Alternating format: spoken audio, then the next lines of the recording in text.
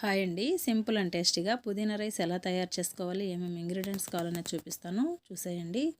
రైతా కాంబినేషన్తో పుదీనా రైస్ చాలా రుచిగా ఉంటుందండి. తప్పకుండా ట్రై చేయండి. ఒక కట్ట పుదీనా తీసుకొని ఆకులు శుభ్రంగా ఒలిచి 2-3 సార్లు కడిగి పక్కన పెట్టుకోవాలి. 5-6 వెల్లుల్లిపాయలు, 1 ఇంచు అల్లము, ఈ కారానికి సరిపడినన్ని పచ్చిమిరపకాయలు, కొద్దిగా చింతపండు, మీడియం సైజు ఉల్లిపాయ విధంగా కట్ చేసి పెట్టుకోవాలండి. ఒక మిక్సీ జార్ తీసుకొని వెల్లుల్లిపాయలు, చింతపండు, ఉల్లిపాయలు, అల్లము, పుదీనా ఆకులు మొత్తం వేసి కొద్దిగా నీళ్లు వేసి వీడియోలో చూపిస్తున్నట్టు మెత్తని పేస్ట్ లాగా గ్రైండ్ చేసుకోవాలి.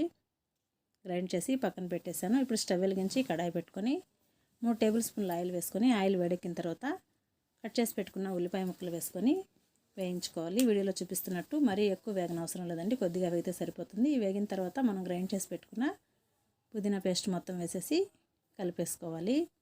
ఇప్పుడు ఇందులో రుచికి సరిపడినంత ఉప్పు వేసేసుకోవాలి. ఉప్పు వేసి ఈ విధంగా ఆయిల్ సపరేట్ అయ్యే వరకు ఉడికించుకోవాలండి.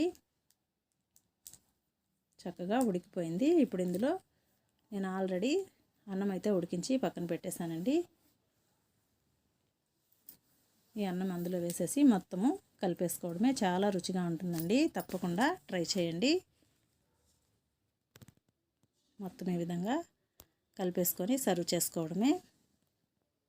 పిల్లలకి లంచ్ బాక్స్లకు కూడా చాలా ఈజీగా చేసుకోవచ్చండి. మీరు కావాలంటే ఇందులో పచ్చి బఠానీ కూడా వేసుకొని చేసుకుంటే చాలా రుచిగా ఉంటుంది. తప్పకుండా ట్రై చేయండి. వీడియో నచ్చినట్లయితే ప్లీజ్ సబ్స్క్రైబ్.